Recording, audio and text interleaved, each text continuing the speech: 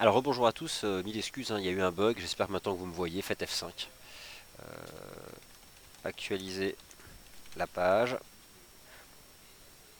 Voilà donc bon, je reviens donc voilà, je m'intéresse à Lucasson, il est sur un support horizontal, à la différence des autres marchés actions européens, je trouve que c'est lui qui a le support le plus propre. Et regardez en H4, on est en train de tenir, euh, ah bah décidément, après l'outil vidéo, je viens de perdre mes graphiques. Bon, alors un instant s'il vous plaît.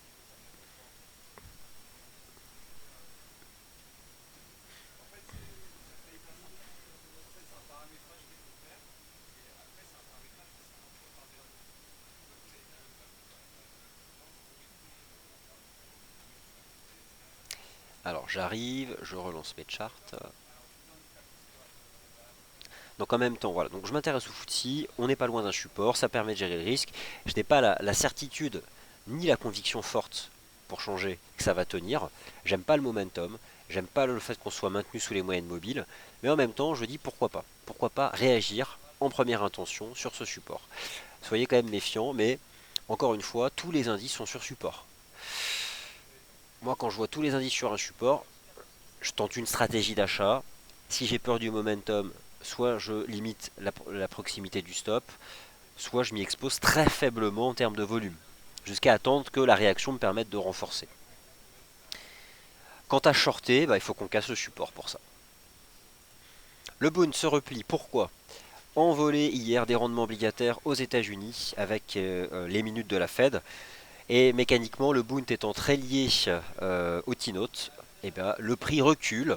Sans pour autant donner de signal de trading, le Bund désormais en termes de prix, c'est un range, un trading range entre 160 et 164.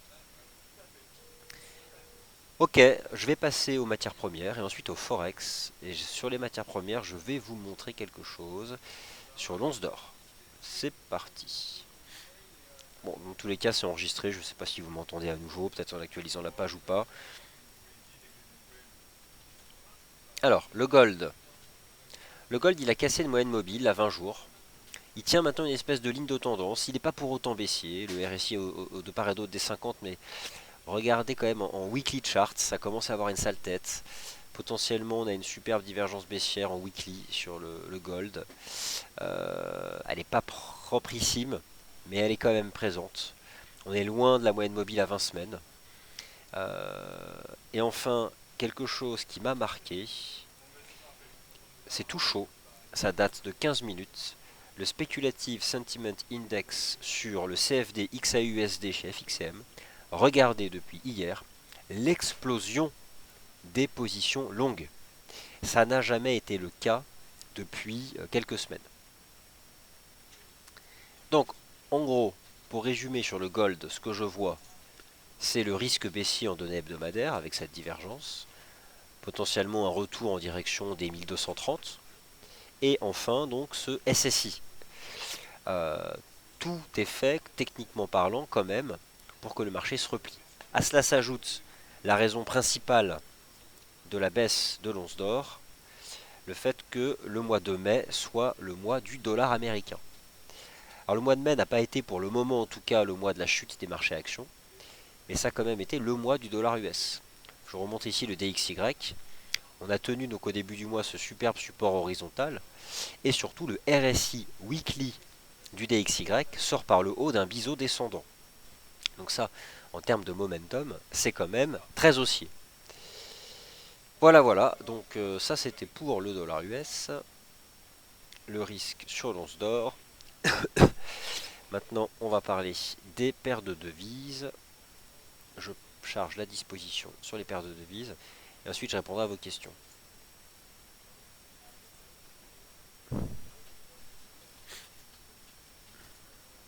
Alors, un instant, ça charge.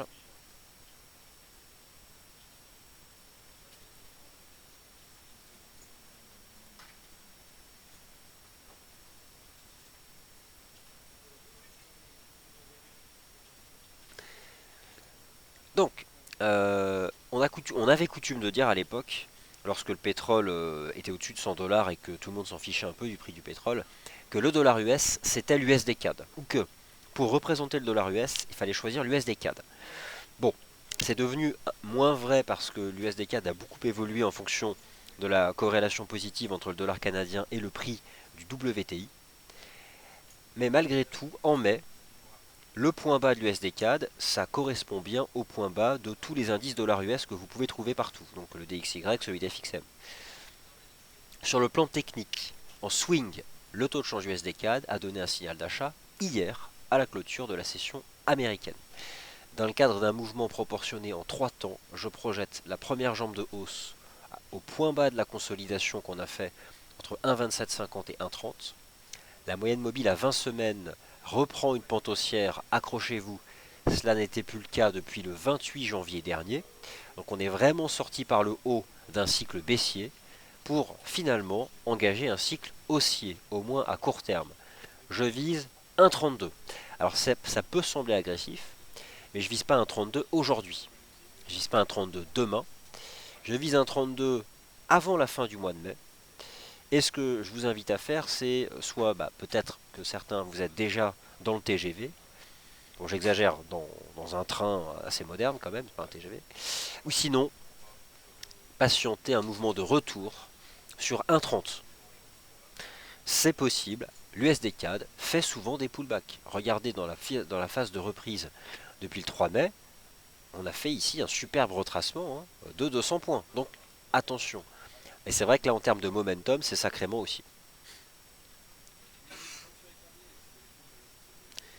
Alors, cette force du dollar américain n'est pas une réalité sur le GBP USD. Si vous vendez le GBP USD, vous choisissez le plus mauvais des cavaliers. Il y a deux dominantes à court terme, la force du dollar US et la force de la livre sterling.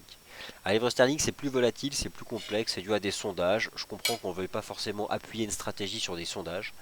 Malgré tout, évitez de le vendre. Le GBP USD vient d'atteindre un objectif de cours, 1,4668 proposé ce matin. C'est un objectif de cours pour les stratégies d'achat. Attention, c'est un point de rejet du 3 mai. Soyez donc prudents. Si vous êtes à l'achat sur le GBP USD, il faut commencer à prendre des bénéfices. L'USD Yen a atteint un objectif de cours, la partie haute de ce canal baissier, la moyenne mobile à 50 jours.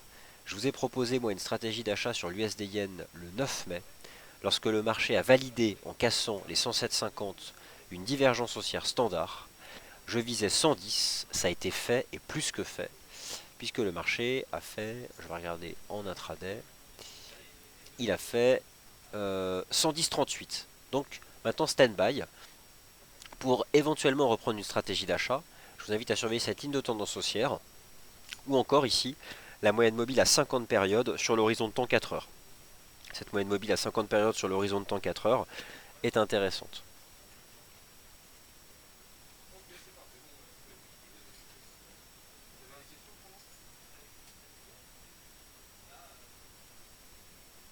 Donc en effet, j'ai le même graphique, bonjour Jérôme B, j'ai le même type de haut de canal. Vous nous proposez donc ça, je vais le montrer à tout le monde.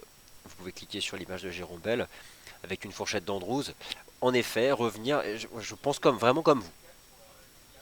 Je pense vraiment comme vous qu'on peut revenir en bas. J'éviterai par contre de vendre.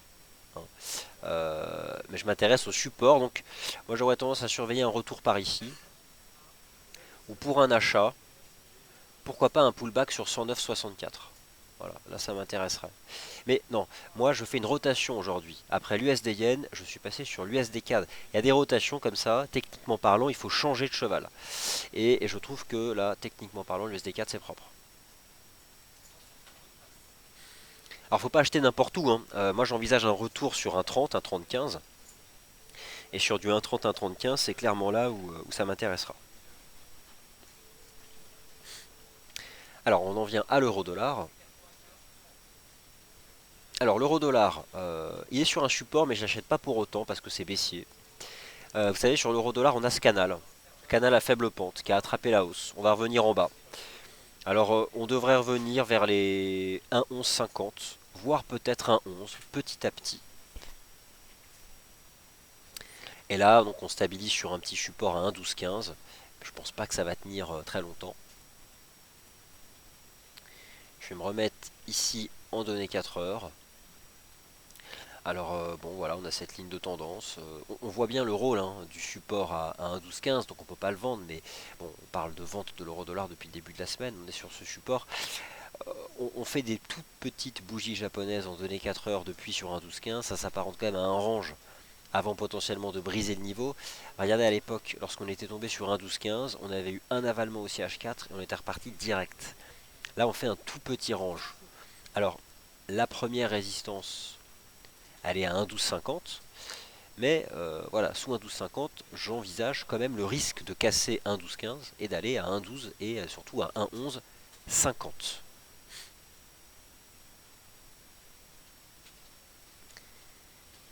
L'AUD USD a atteint les 0,72 $. C'est un support, c'est une cible baissière. Je ne l'achèterai pas pour autant, mais je ne peux pas vendre un support. L'AUD USD, c'était la divergence baissière cachée du 17 mai. Le cas d'école, on en a parlé ce matin, qui a produit largement ses effets puisqu'on a baissé de 170 points en 3 jours. Moi j'appelle ça du swing trading.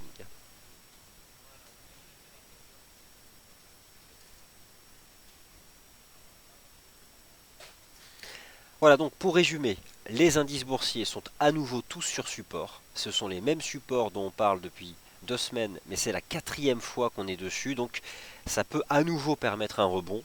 Mais vu que c'est la 4e fois qu'on revient dessus, j'aurais tendance à diminuer le volume d'exposition, si ça vous intéresse bien sûr. Sur le marché des changes, le dollar en mai c'est le leader, et c'est pas fini. L'USD CAD peut prendre le relais de l'USD Yen à court terme.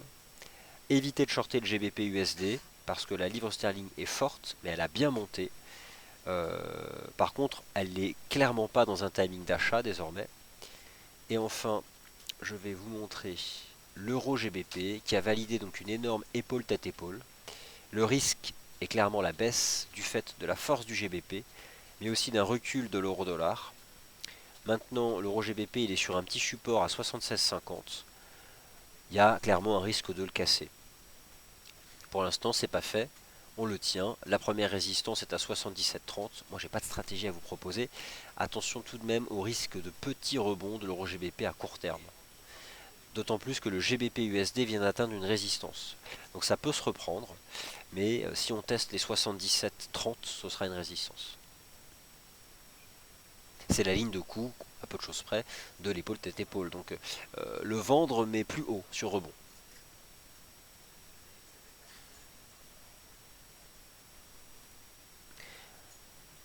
Voilà, bah écoutez, je vois pas d'autres questions, donc on va s'arrêter là pour le morning meeting. La prochaine émission, c'est à 13 h, le 13 h des traders. Moi, je vous retrouve à 15 h 15 normalement, si tout va bien. Et voilà, à tout à l'heure.